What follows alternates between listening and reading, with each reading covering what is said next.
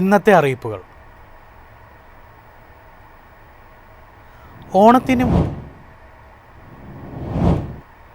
ഓണത്തിന് മുന്നോടിയായി സപ്ലൈകോയിൽ വൻ വിലക്കുറവിൽ സാധനങ്ങൾ വാങ്ങാം. ഹാപ്പി അവേഴ്സ് എന്ന പേരിൽ ഓഗസ്റ്റ് 24 വരെ സബ്സിഡി ഇതര ഭക്ഷ്യവസ്തുക്കൾ വിലക്കുറവിൽ ലഭിക്കും.